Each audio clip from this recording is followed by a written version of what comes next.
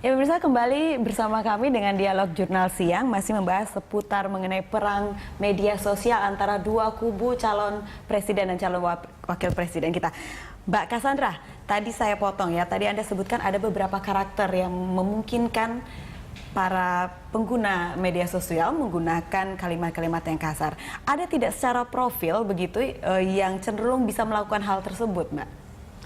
Ya, sebenarnya kalau kita bedakan antara individual itu kan pasti ada jenis kelamin, usia, latar belakang pendidikan, ekonomi, suku, dan seterusnya ya.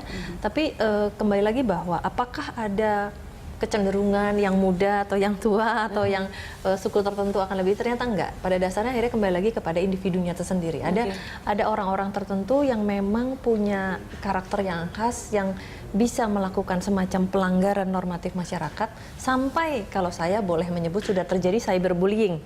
Ketika orang-orang ini sudah melakukan bullying kepada orang-orang lain, jadi mereka masuk ke wall-wall siapapun hanya untuk memberikan kata-kata kasar atau memberikan mungkin fitnahan yang akhirnya semakin mengaduk emosi orang-orang ya. Yang diharapkan adalah bahwa kita semua bisa tenang, terutama lagi di bulan suci Ramadan ini, bisa membaca ini dengan tenang dan tidak perlu harus mengeluarkan reaksi-reaksi yang tentu saja tidak menguntungkan bagi kita semua gitu. Berarti secara tingkat intelektualitas seseorang itu atau pendidikan itu pengaruh besar tidak, Mbak, terhadap psikologis individu? Ya, pertama kali tingkat intelijensi itu memang sangat berperan.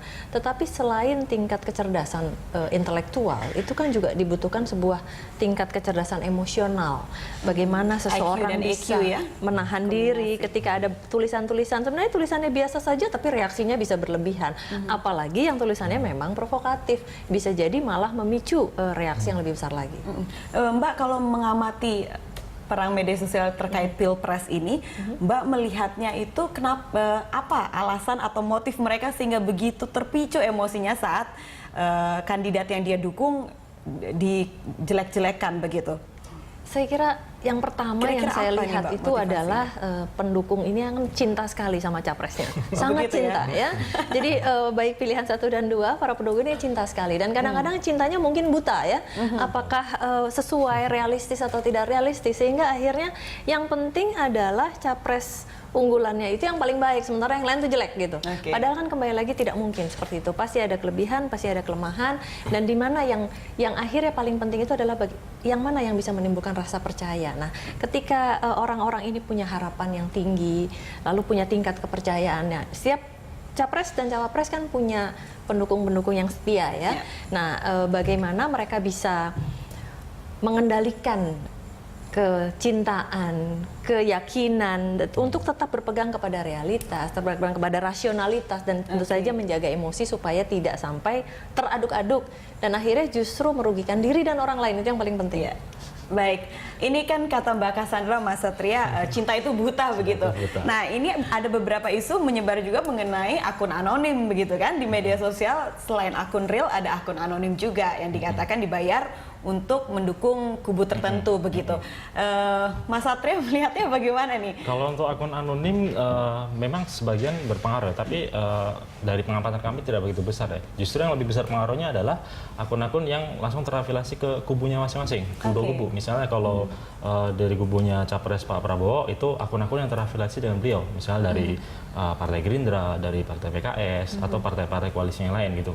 Begitu juga di kubunya Pak Capres Pak Jokowi gitu, akun-akun yang banyak berpengaruh justru akun-akun yang terafiliasi dengan beliau, dengan partai-partai pendukung, misalnya dari akun PDIP atau PKB gitu. Biasanya lebih dominan pengaruh dari sana dibanding akun-akun anonim. Pengaruh gitu. Apa nih, Mas Satria? Pengaruh memberikan mengarahkan opini publik dalam kacamata media sosial gitu. Untuk menginspirasi memilih kubu mereka biasanya kan mereka banyak melontarkan pernyataan-pernyataan yang menyerang kubu pihak lawan, atau bahkan itu dilontarkan dalam bentuk kultur yang sangat panjang gitu kan, dan disebarkan ke melalui timeline di Twitternya gitu kan.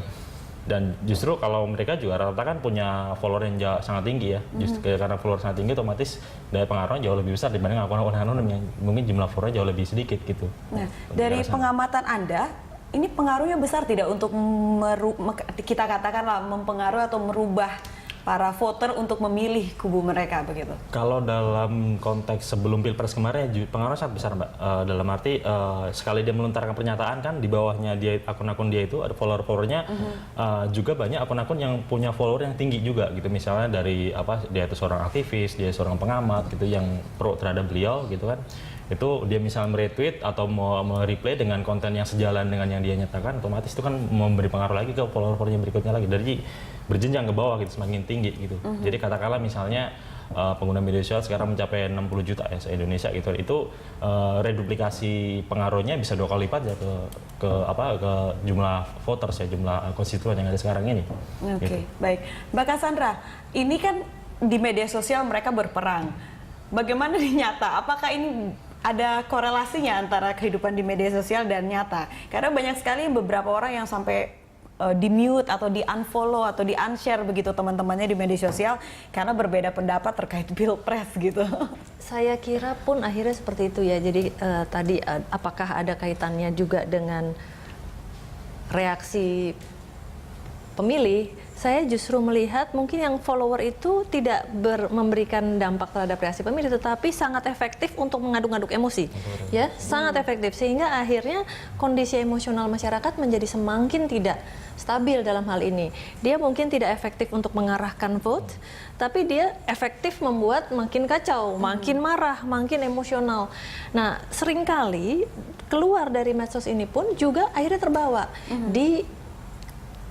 ada beberapa kasus yang terjadi justru berantem di kafe, berantem di rumah gitu ya, walaupun mungkin jumlahnya tidak banyak, tetapi inilah yang justru akhirnya terjadi, walaupun sebenarnya cukup banyak keluarga, pertemanan, dan komunitas yang bisa bersikap dewasa, bisa saja berseberangan di media sosial, tetapi tidak sampai melakukan unfollow, unfriend, atau apapun yang sifatnya merusak hubungan silaturahmi antara pertemanan dan keluarga ya.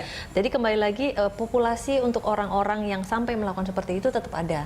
Tapi saya yakin kita masih bisa mengendalikan diri karena sekaligus bahwa ya Indonesia ini kan bineka tunggal ika, apalagi kalau cuma 2, masa bineka saja bisa, masa 2 aja nggak bisa ya, bahwa dengan adanya perbedaan ini kita bisa tetap satu sebagai rakyat Indonesia. Baik, ya mudah-mudahan ini bagian dari proses belajar kita sebagai masyarakat ya untuk bineka tunggal ika.